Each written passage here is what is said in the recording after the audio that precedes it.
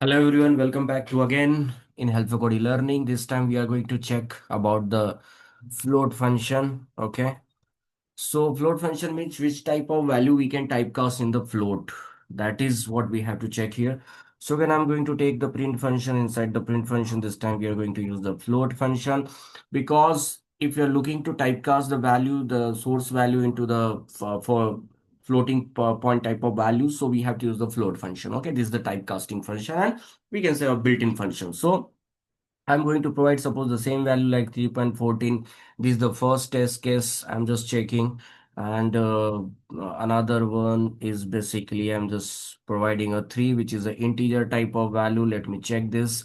Another is basically just I want to check, for example, like 3.14 string type of value. Okay, we are just checking this.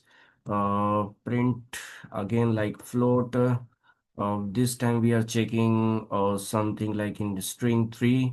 So we are checking this type of value. Then we will check the float boolean value also. Okay. So I'm just going to provide the true. Then I'm going to provide the false. Okay. So we are just checking all the type of value, which type of value is possible.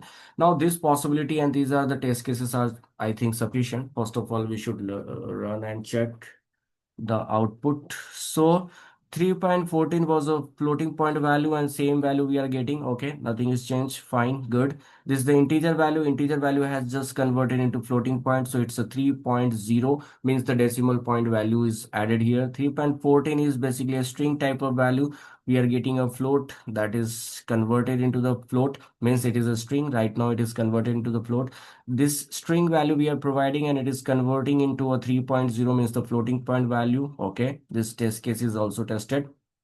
Then we are providing the floating point value true, and we are getting a 1.0 because true is going to be converted into the 1, and this is the float function, typecasting function. So obviously decimal point value is as added here. Okay, and then the false. False is also a boolean type of values. We are getting a 0.0. So these are the possible test cases, guys, and this is what we have checked successfully. Okay, and another test cases you can think, you can imagine, you can try, you can enter into it, and you can check the output, because this is the beauty of the programming, that when you want to learn a something, you're trying to check the something. So what you do exactly, you put the value and you run the code and you check on that spot.